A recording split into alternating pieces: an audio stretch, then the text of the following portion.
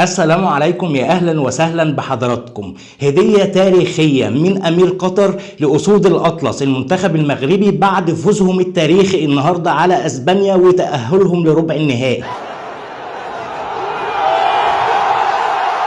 تابع معايا حلقة النهاردة للنهاية، ولكن بعد ما نوحد الله ونصلي على النبي عليه الصلاة والسلام. مشاهدينا، معنا الآن أشهر مشجع مغربي، الكابتن الظلمي، أيقونة التشجيع في المغرب وفي الوطن العربي. هذا المشجع حضر كم كأس عالم كابتن ظلمي؟ 11 عالم، 6 مع ايطاليا و5 مع المغرب.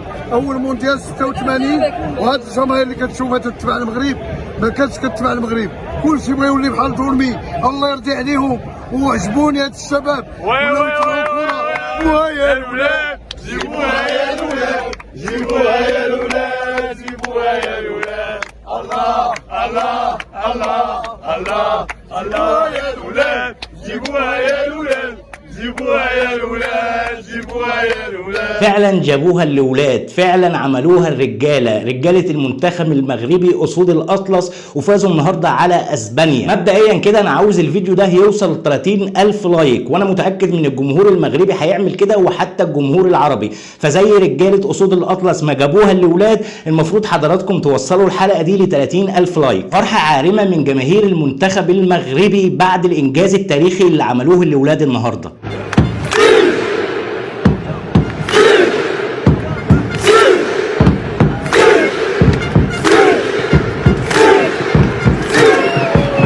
الحقيقة ان امير قطر قدم النهارده هديتين تاريخيتين لمنتخب المغرب.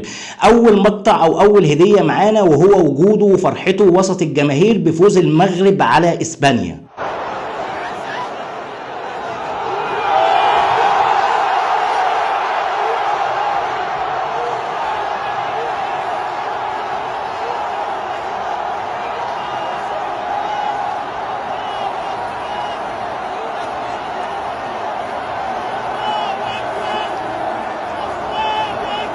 تاني هدية معانا من أمير قطر للرجالة أسود الأطلس، رجالة المنتخب المغربي، وجهها أمير قطر قبل المباراة لمشجعين منتخب المغرب. وزي ما حضراتكم شايفين كده أمير قطر بيوزع تذاكر مجانية على جمهور الأسود قبل مباراة إسبانيا، وده بالمناسبة لأن كانت فيه أزمة من حصول الجمهور المغربي علشان يآزر فرقته النهاردة على التذاكر. يعني كانت التذاكر المباراة كلها انتهت، فالأمير قطر وزع عليهم تذاكر مجانية علشان يقفوا جنب المنتخب المغربي. وزي ما شفنا كده الاستادات النهارده كانت كلها مليانه.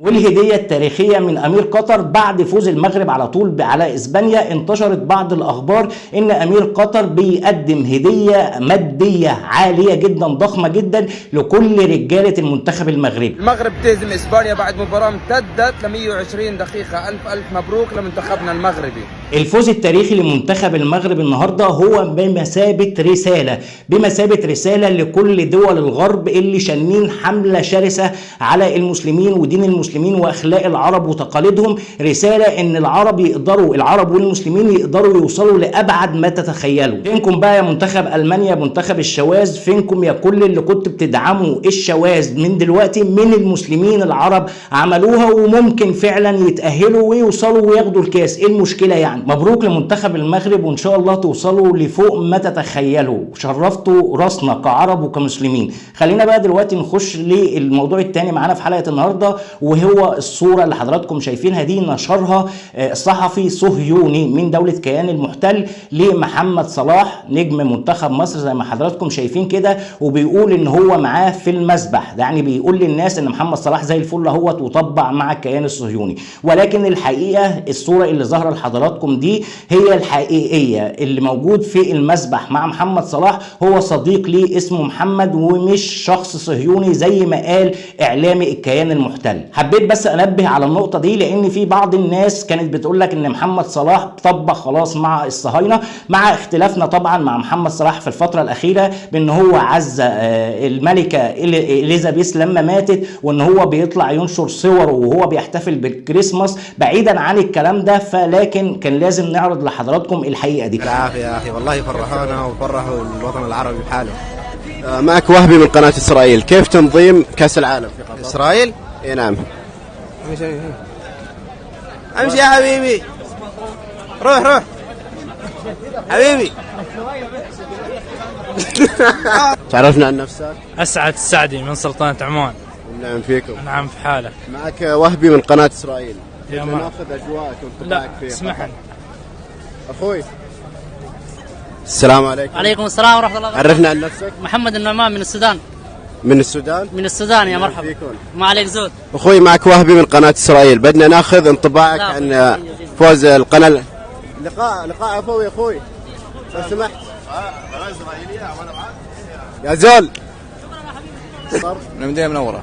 مدينة منورة. ونعم من السعودية. معك وهبي من سناب تل أبيب، بدنا ناخذ رأيك عن اي نعم. لا آسف والله. ناخذ رأيك عن بس عن الفوز. أعتذر والله. أعتذر أكيد. شكرا. يعطيك العافية. السلام عليكم. السلام. عرفنا عن نفسك. صالح عبد الرحمن العامري. من وين؟ من قطر. مبروك فوز منتخب المغرب أول شيء. الله يبارك فيك. نسوي معك اللقاء من قناة إسرائيل. شو انطباعك عن تنظيم كأس العالم؟ قناة وشو؟ قناة إسرائيل. لا بس لا. تعالوا سوي اللقاء. لا فلسطين بس. فلسطين حرة. ولك شهران يلا تعال. فلسطين. مصر. فلسطين. قطر. مصر. طيب شباب، احنا قناة إسرائيلية وحابين نسألكم عن تنظيم. قناة إسرائيل يا شباب، حرية الرأي. بس يا اصدقائي لحد هنا وصلنا لنهايه الحلقه، بشكركم كتير لمتابعه الحلقه للنهايه، ويا ريت تقولوا لي رايكم في التعليقات، واشوفكم ان شاء الله. ما تنسوش لايك للحلقه، يعني اللايك بيساعدنا وان كلامنا يوصل للناس كلها، واشوفكم ان شاء الله في حلقه جديده قادمه. ولحد الوقت ده بسيبكم في رعايه الله وامنه وحفظه. كان معكم اخوكم مدحت رمضان، والسلام عليكم ورحمه الله وبركاته.